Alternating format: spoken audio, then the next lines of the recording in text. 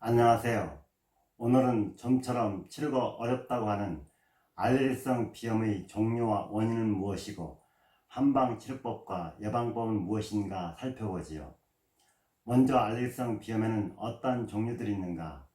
우리나라 사람의 알레르기성 비염은 나타나는 시기로 본다면 1년 내내 비염을 앓는 통영성 알레르기 비염과 계절의 영향을 받는, 즉 꽃가루, 미세먼지, 황사가 날리는 봄의 계절, 여름을 지나고 입추가 되면서 아침 저녁으로 찬기운이 돌거나 꽃가루가 날리는 가을, 그리고 추운 겨울 혹은 에어컨 작동하는 여름 등에 나타나는 계절성 비염이 있습니다.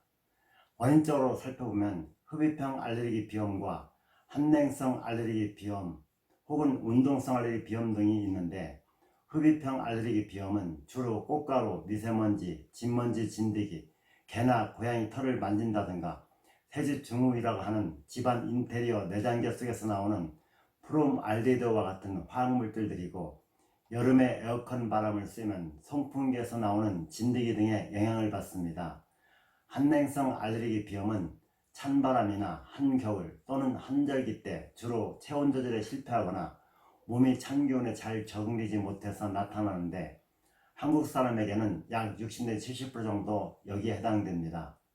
비염은 코의 비중격 망곡증과 같은 구조적인 문제가 없는 한 거의 면역력과 관계가 있는데, 특히 면역 조절 능력을 잃어서 면역 과민 현상으로 나타나는 것입니다.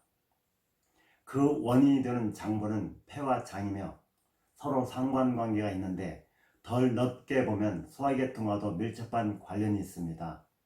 더 나아가 스트레스와도 관련이 있는데, 여러분 기분이 나쁘면 소화가 잘 됩니까? 잘 안 되지요. 그래서 대사 기능이 떨어지는데, 특이한 점은 비염을 앓는 환자의 경우 대부분 대변이 묻거나 가늘고 잦은 설사를 하는 경우가 60% 이상입니다. 따라서 장의 기능도 매우 중요한 것이죠. 장의 면역세포가 80% 이상 들어있다고 하지요.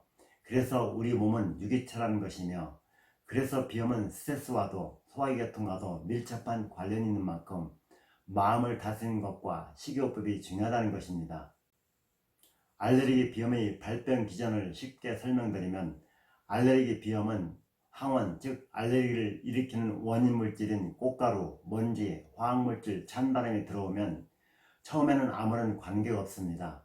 그러나 이 원인 물질들이 3년 이상 반복적으로 들어오면 면역 조절 능력을 잃고 면역이 과민해서 이뮤노글로불린이라는 항체가 폭발적으로 증가하므로 코 점막이나 눈가, 입천장, 목 기관지 등의 히스타민, 류코트리엔 등 화학물질들이 엄청나게 분비되므로 점막세포에 염증이 생기면서 부종이 따르고 재채기, 콧물, 코막힘 등의 비염 증상이 나타나는데, 그 외에도 입천장, 콧속, 눈, 귓속 등이 붓거나 두통, 가려움 등도 나타나는 것입니다.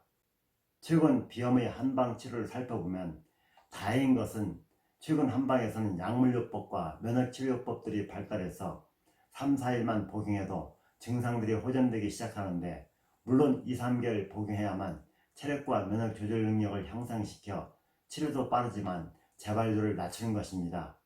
중요한 것은 재발을 잘 일으키지 않아야 되는데, 코만 치료하게 되면 그때뿐이란 이야기죠. 이게 대부분 항히스타민제 처방들입니다. 그래서 재발이 잘 일어나지 않도록 약제의 면역 조절 능력을 향상시키는 약물들이 개발되어 폐와 장, 더 나아가 간과 위장 등 소화계통의 전반을 강화시켜서 기전이 복잡하지만 더욱 효과가 뛰어나게 되었습니다. 더 나아가 현대인들은 바쁘고 긴장된 삶으로 인해서 스트레스가 가중되고, 여기에 항생제 또는 동물 사료를 통해서 들어오는 육식을 통한 항생제 후유증으로 장의 기능들이 약해서 잦은 설사나 대변이 가늘거나 묽거나 하는 환자들이 많은데, 이를 극복하기 위한 발효균주의 개발로 장에서의 발효 흡수 능력을 30% 이상 향상시키는 기술들이 개발되었으며, 또한 소장에서 지속적인 흡수 능력을 향상시켰기에 비염 환자분들에게는 좋은 소식이 아닐 수 없습니다. 마지막으로 평소 주의할 사항이란 무엇인가 살펴보면, 비염 예방과 치료를 위한 식상을요법인데, 세상을 살아가면 세상의 법도가 필요한 것처럼 의식주 생활에도 법도가 필요한 것입니다. 비염 증상이 심할 때는 등을 따뜻하게 하고, 원인 물질들을 일단 피하는 게 우선입니다. 차후에 약물요법으로 집중적으로 2, 3개월 복용하게 되면 체력과 면역 조절 능력을 향상시켜 치료도 빠르지만 재발률을 낮추는 것입니다.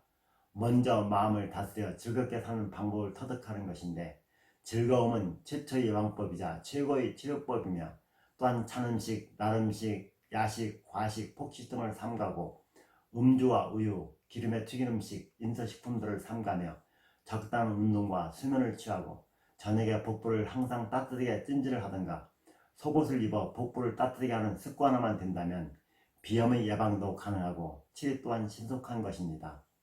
생활요법의 교정이죠. 가볍게 여기지 마시고 자그마한 것부터 실천하시길 바랍니다. 여러분에게 강의 내용이 도움되시길 바랍니다. 감사합니다.